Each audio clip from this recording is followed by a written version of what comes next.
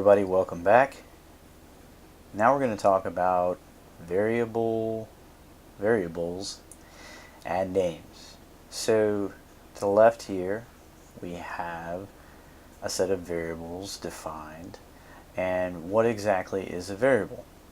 Well, a variable is a name, is an object right here, like cars, that is equal to 100.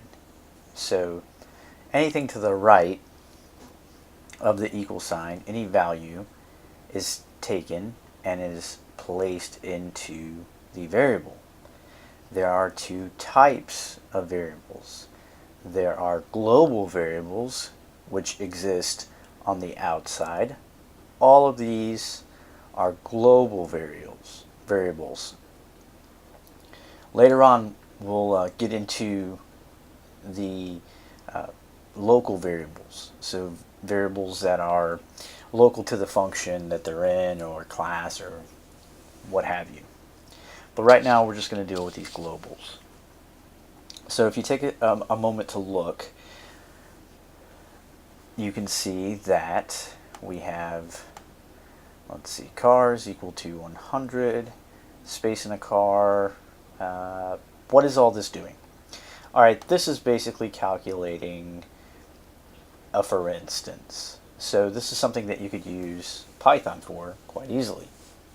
If we jump ahead to our print statements, we see there are, and then we have this cars right here, which is referring to this variable, not this variable,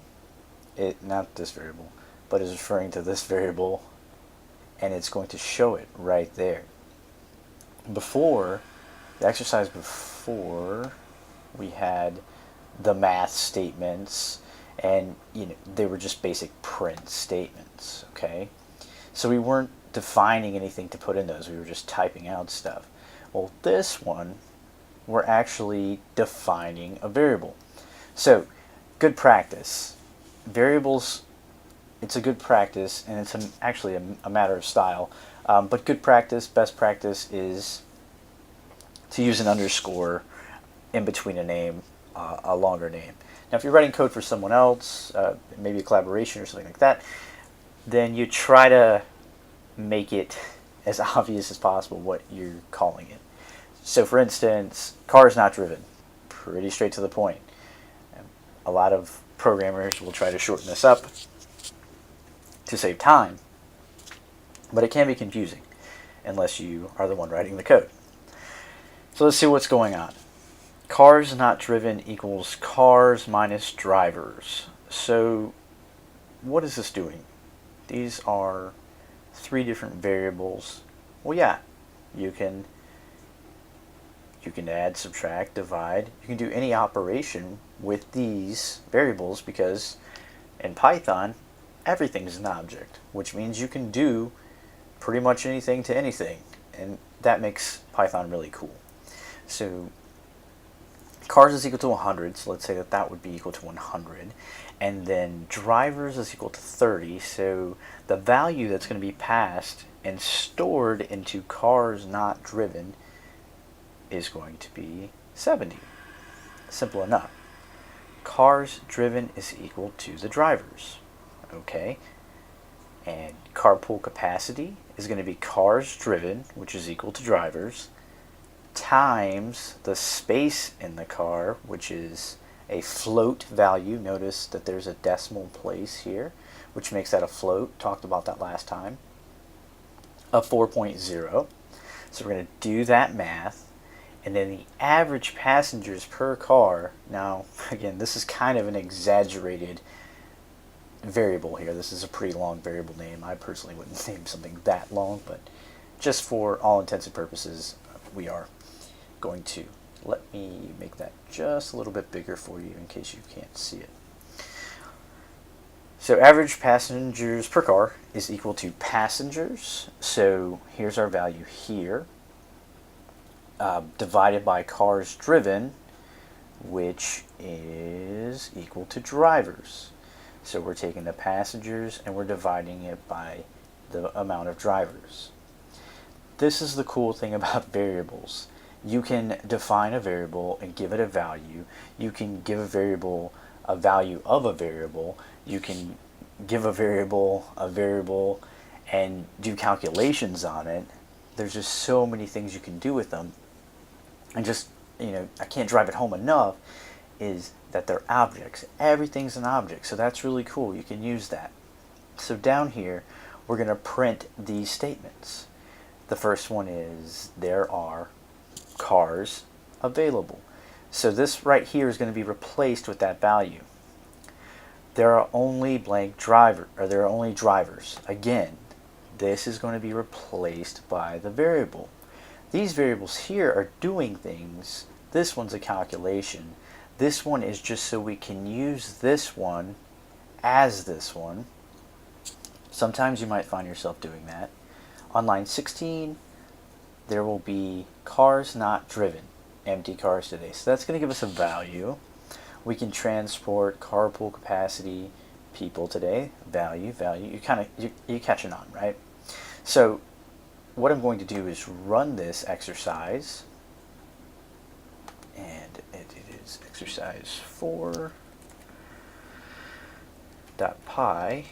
and here is our output. Let's make that super big, ridiculous. And it starts with this line right here. So everything that I'm about to highlight. So let's read it. There are 100 cars available. There are only 30 drivers available. There will be 70 empty cars today. We can transport 120.0 people today. And notice that value is a float because we used a float to calculate it. We have 90 to carpool today. We need to put about 3 in each car, which is the average calculation. So you can see how you can use Python to do a lot of daunting tasks for you, and it's really quick. This is really not a lot of code at all. We're looking at minus the spaces and everything, just not that much at all. For the study drills on this, if you're following along and you're actually typing out everything, pausing the videos, the study drills is what happens if you use a 4 instead of a 4.0. So if we just use an integer value of 4, what's going to happen to the output? Again, what does floating point mean? Moving on, write comments above each of the variable assignments. This is a big one. So if you write a comment above each one of these, so for instance, total cars available, right? Let's see, total seats available. And so on and so forth. Total drivers available. You kind of see the... Now again, this is a little much, but it's kind of driving home to get you in the mindset of adding comments to your code. Another thing you can do sometimes that's kind of nice is if up in the heading of your projects is explain what your program is doing, so if someone else jumps in, they will know. So this is a program to determine how many drivers and cars are needed, or something to that effect. And you can preface it with a purpose or whatever.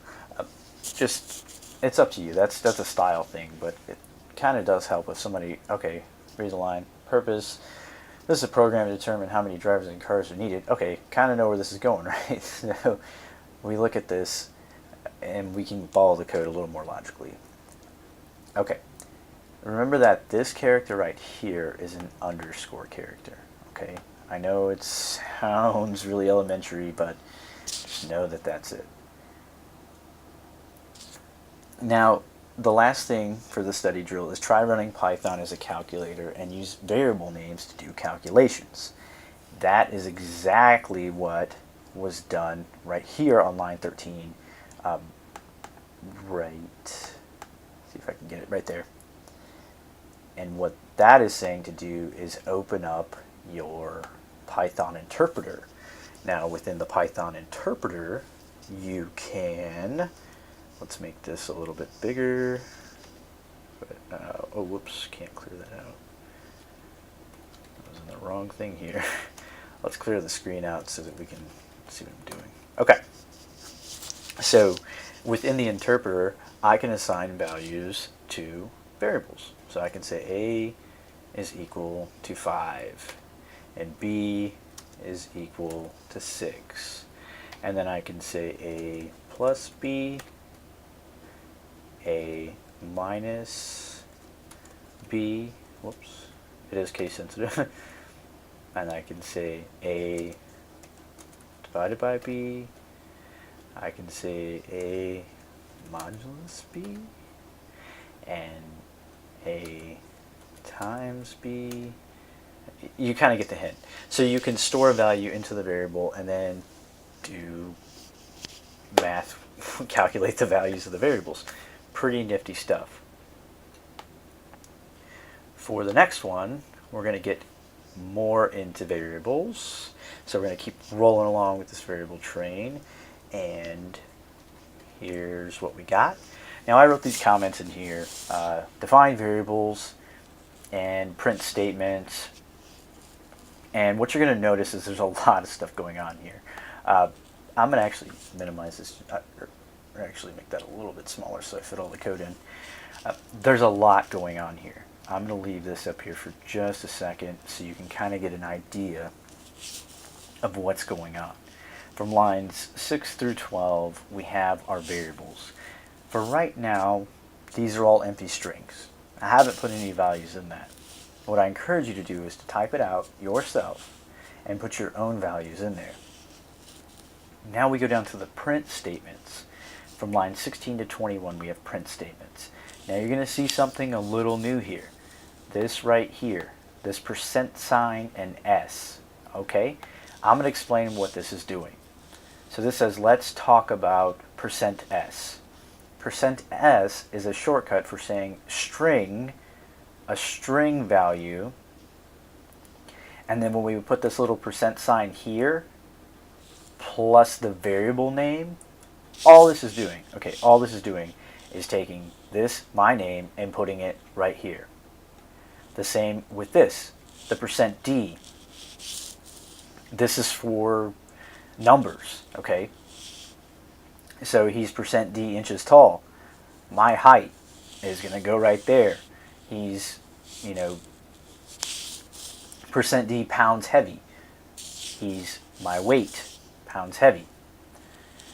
We got a string here, eyes, and a string hair. So eyes, hair. It's going to replace it, boom. And you see it goes in order too. We just put parentheses around it if we have more than one value. Separated by, of course, commas. His teeth are usually what his teeth are, depending on the coffee. Now, this bottom one gets a little tricky. If I add my age, my height, and my weight, I get my age plus my height plus my weight. So here, within this statement, I'm taking these variables, I'm placing them inside of this print statement, and I'm doing some arithmetic. Kind of a combo of everything. Pretty neat stuff. This is going to be a little more than you think it will be, a little challenging because you're going to have to kind of pay attention. For right now, I'm going to go ahead and fill this out with my name, my age, my height. I'm going to say 65 inches, My weight, 145. My eyes are brown. My teeth are white, unless I'm drinking coffee. My hair is brown. Okay, so I'm going to go ahead and leave it there. And you guys write all this down and run it and see what happens, and try to really understand what's going on in each line. Remember the trick, the comment trick. If there's too much stuff going on, it's very simple, very easy. Just add a comment. Just take it out.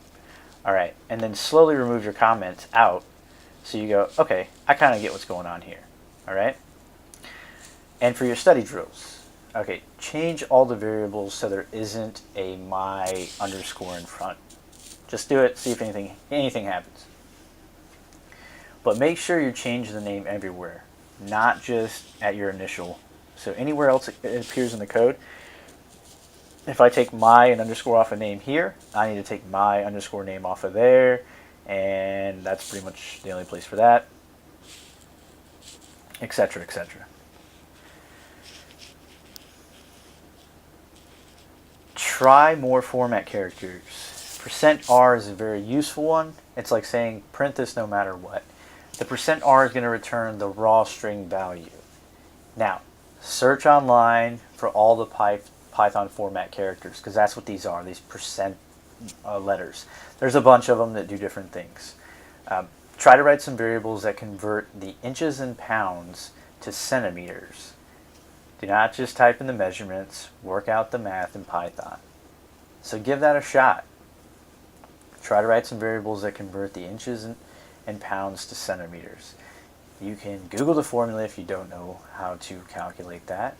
And hopefully by, I know this is just a second video, but hopefully by now you can kind of see how you can use variables and apply arithmetic to those variables.